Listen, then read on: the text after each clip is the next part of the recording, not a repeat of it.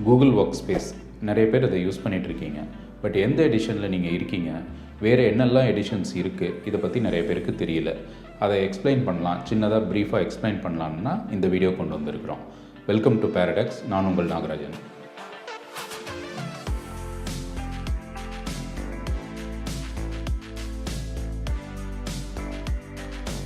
Google Workspace இதை நிறைய பேர் இப்போ யூஸ் பண்ணிகிட்ருக்கீங்க.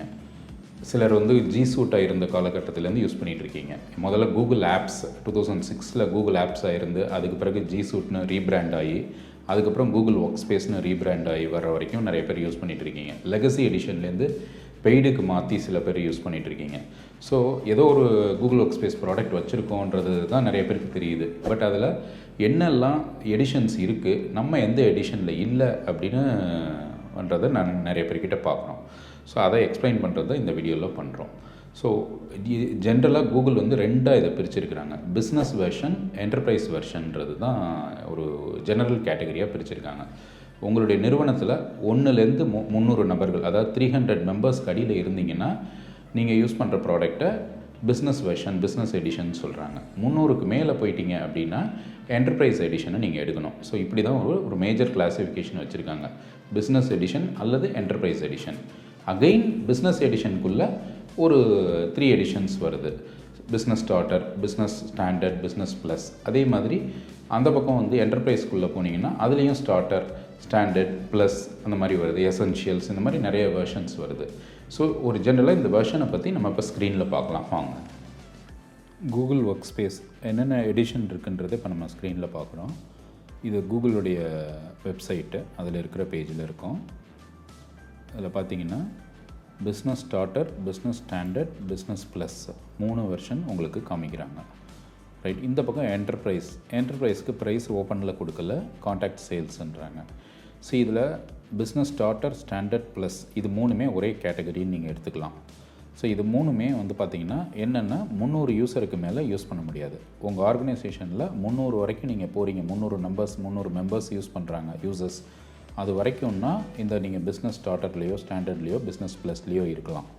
சப்போஸ் 300க்கு மேலே வேணும், எங்கள் ஆர்கனைசேஷனில் 800 பீப்புள் இருக்காங்க, இல்லை 1200 யூசர்ஸ் இருக்காங்க அப்படின்லாம் நீங்கள் சொன்னீங்கன்னா பிஸ்னஸ் பிளான் உங்களுக்கு யூஸ் பண்ண முடியாது.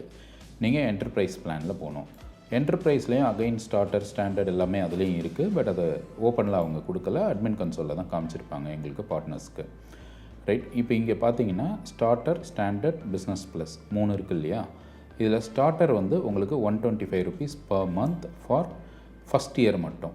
இது எப்போவுமே அந்த ரேட்டுன்னு நிறைய பேர் நினச்சிக்கிறாங்க. அப்படி கிடையாது. இதில் பார்த்தீங்கன்னா அவங்க இன்ட்ரோடக்டரி ப்ரைஸ்ன்னு போட்டிருப்பாங்க பாருங்கள். This introductory price is only available for the first 20 users added.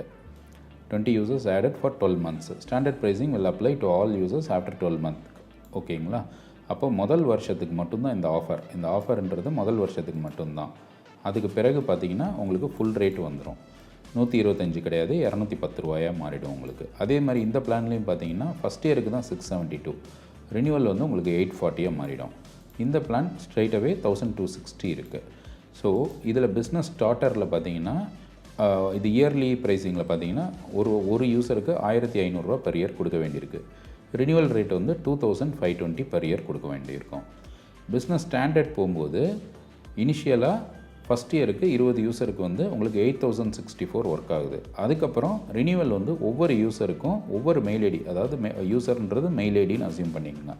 ஒவ்வொரு மெயில் ஐடியும் உங்களுக்கு 10,080 ரூபா வரும், 10,080 ருபீஸ் வரும் உங்களுக்கு. பிஸ்னஸ் ப்ளஸ் போனீங்கன்னா ஒரு யூஸருக்கு 15,120 வரும். நிறைய பேருக்கு இது தெரியல, இந்த ப்ளஸ் பிளான், ஸ்டாண்டர்ட் பிளான் தெரியல. ஸ்டார்டரில் இருக்கிறாங்க, இதிலே எல்லாம் இருக்குதுன்னு நினைக்கிறாங்க. கிடையாது. இது ஒரு ஸ்டார்டர் பிளான் தான். இதில் உங்களுக்கு 30 GB ஸ்டோரேஜ் இருக்குது. அடுத்தது பிஸ்னஸ் ஸ்டாண்டர்ட் பார்த்தீங்கன்னா 2 TB ஸ்டோரேஜ் இருக்குது. அதுக்கு அடுத்து பார்த்தீங்கன்னா 5 TB ஸ்டோரேஜ் இருக்குது. ஸோ இப்போ நீங்கள் பிஸ்னஸ் ஸ்டார்டரில் தான் இப்போ இருக்கீங்க அப்படின்னா ஒரு 10 யூஸர் உங்கள் கம்பெனியில் இருக்காங்கன்னு வச்சுக்கலாம். 10 பேரும் ஆளுக்கு 30 GB வச்சுருப்பாங்க.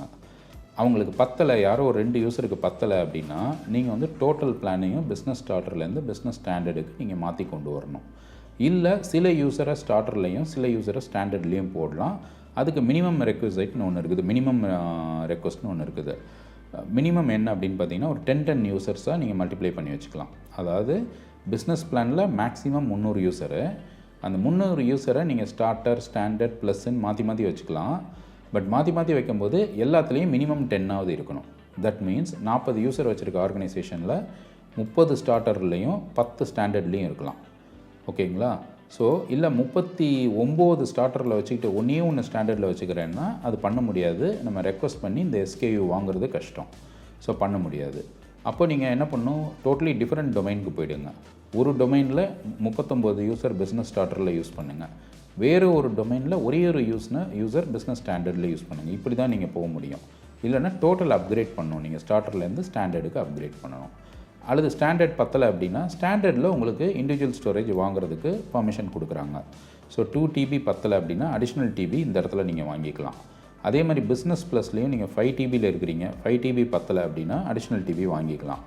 பட் பிஸ்னஸ் ஸ்டார்டரில் 30 GBயில் இருக்கீங்க, 30 GB பத்தலை அப்படின்னா நீங்கள் வாங்க முடியாது. உங்களுக்கு அந்த ஆப்ஷன் கிடையாது. ஸோ நீங்கள் பிஸ்னஸ் ஸ்டார்டர்லேருந்து ஸ்டாண்டர்டுக்கு அப்கிரேட் பண்ண தான் வேணும். இதுதான் வந்து இந்த 3 பிளானில் உள்ள மேஜர் டிஃப்ரென்ஸு.